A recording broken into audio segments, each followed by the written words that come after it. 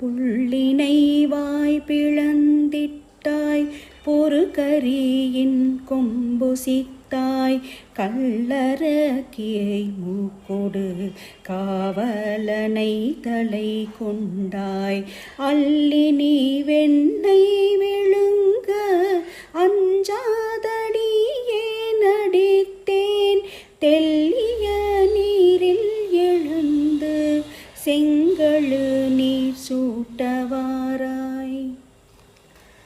புள்ளினை வாய் பிளந்திட்டாய், பகாசுரனுடைய வாயை கிழித்தவனே, கண்ணன் கன்றுகளை மேய்க்கிற இடத்தில் பள்ளத்தில் மேயும் பறவையின் உருவத்தோடு கண்ணனை அழிக்க வந்த கொக்கின் வடிவமான பகாசுரனுடைய வாயை கிழித்தவனே, பொறுகரியின் கொம்பொசித்தாய், குவளையாபீடத்தின் கொம்பை பறித்தவனே, கம்சன் கண்ணனை வில்விழா காண உன்னை அழைத்துவிட்டு உன்னுடன் போர் புரிய நிறுத்தி வைத்த குவளையாபீடம் என்கிற யானையினுடைய கொம்பை பறித்தவனே, கள்ள அரக்கியை மூக்கொடு காவலனை தலை கொண்டாய்.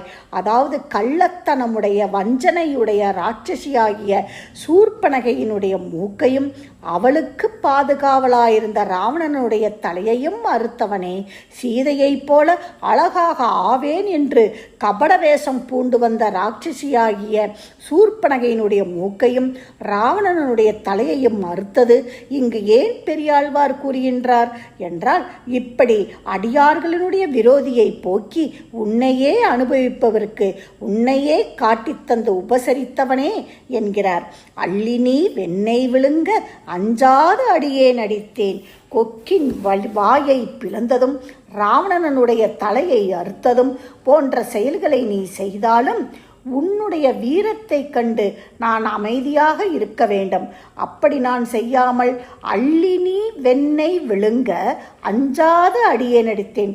வெண்ணெயை தானே அள்ளி விழுங்க வல்லவனாவது எப்போது என்று ஆசைப்பட்டிருந்த நான், நீ வெண்ணெய் அள்ளி விழுங்கவும் உன்னை பெற்று வைத்தும் உன் பலத்தை கண்டு அஞ்சாமல் அடியேன் உன்னை அடித்தேன்.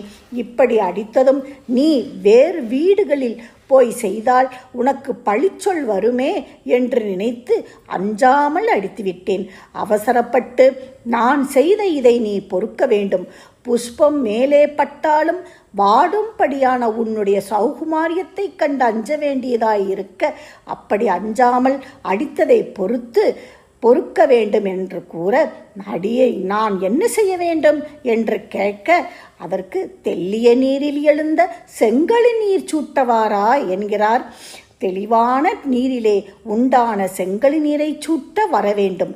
தெளிந்த நீரிலே உண்டானதால் நிறத்தாலும் பரிமளத்தாலும் விலட்சணமான செங்கழு நீரை நீ சூட்ட வர வேண்டும் என்கிறார் பெரியாழ்வார்.